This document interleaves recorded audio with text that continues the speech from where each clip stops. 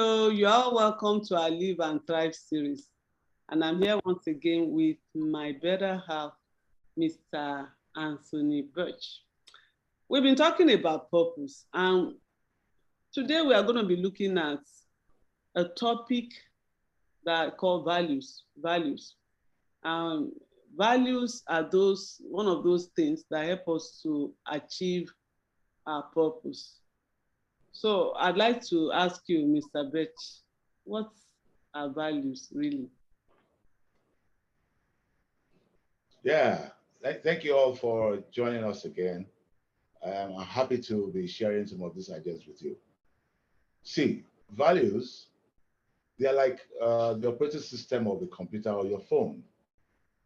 They form the foundation upon which every other thing that you do is built. So, to define values, I would say they are your personal beliefs, your principles, the ideas, and other things that influence your conduct or behavior. They are the things you consider correct and proper to do. Usually, because of this, they form a useful guide to our vision, the goals, and the plans that we make.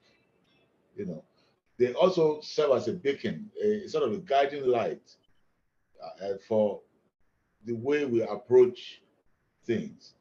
They help us determine what things we consider important and the things we give priorities. So essentially, in a nutshell, values form the basis of everything else that we do. Thank you so much. Thank you very much.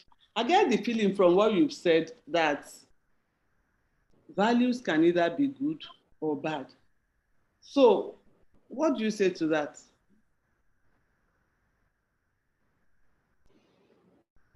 Well, the interesting thing about values is that you can only look at them possibly in hindsight. That means the kind of results you get from them.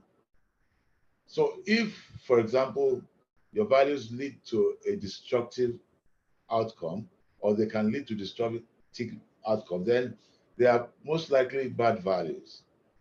You know. So another element that makes it bad usually they are things that are externally driven. They are not from within you. They are from outside you.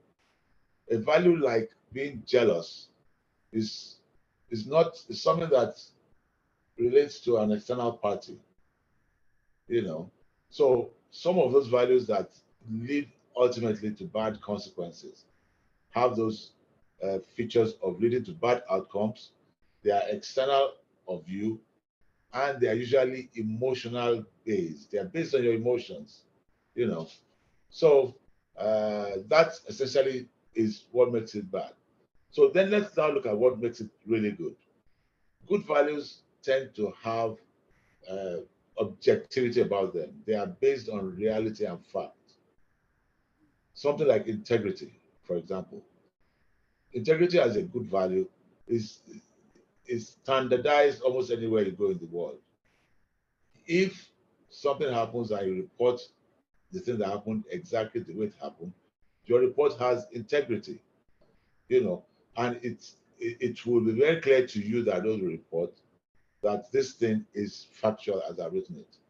Another thing about good values is that they tend to lead to desirable outcomes.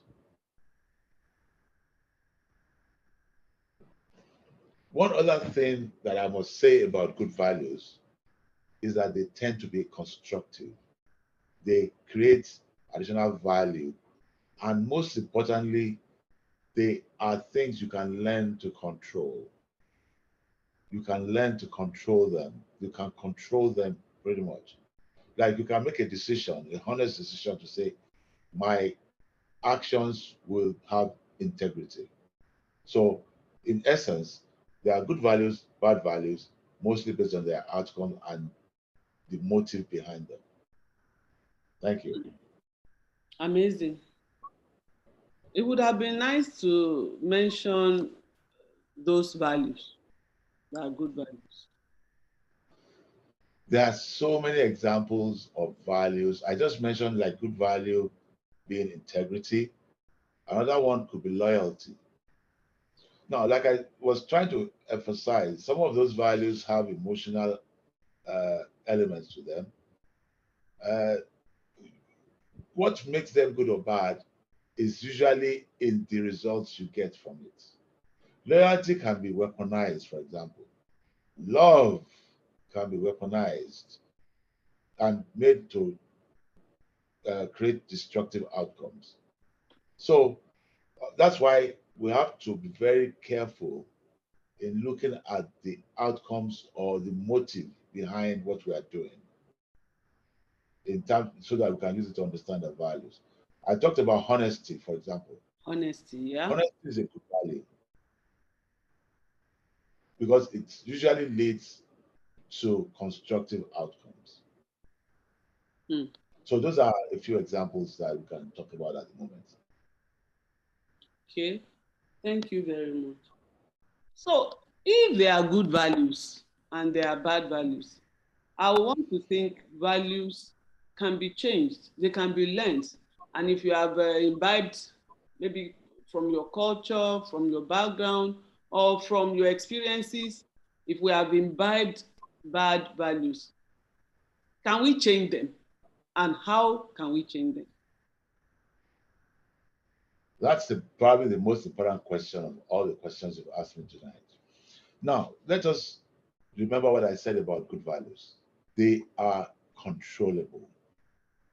So, what that means is that you can make a honest decision to have good values.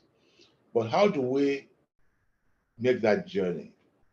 The first thing you need to do is to actually introspect, look inside yourself, and try to understand what things you value. And one of the ways you can do this is to try and figure out the times that you are happy that you did something or you felt something, times you are proud of yourself, and times you feel satisfied about something. Those give a clue as to the kind of values you hold as priority. Let me give you an example. If you like to think of yourself as a kind person, but then you find that you feel happy when somebody else gets hurt, it's it means that you're probably not so kind. So, but now you can now begin to start evaluating yourself to see, okay, so maybe I'm not as kind as I think I should be. What are the things that I can do to become, say, a kinder person? So, what are the kind of things you do is to start consciously catching yourself when you do something or when something happens and you don't feel the right emotion about it. Somebody is hurt and you're happy about it. You catch yourself and say, hey, that's not the way I should feel about this.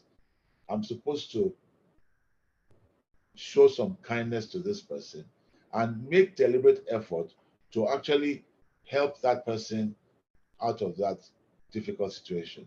So by in so doing, you slowly build that new set of values that will now permeate all the other aspects of your life. Every time you catch yourself doing the wrong thing, try to internalize it as an error in your judgment and try to work it out within yourself so that the next time you are faced with such a situation, you actually make better decisions. And try to repeat it. Try to always practice kindness as a way of becoming a kinder person.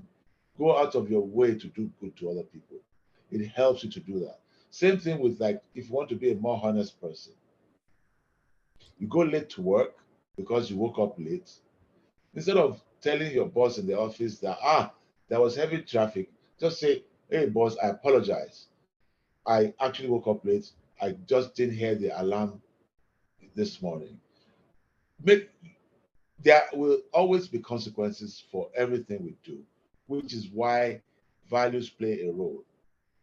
Now, the consequence may not be exciting for you, because your boss may actually punish you for it.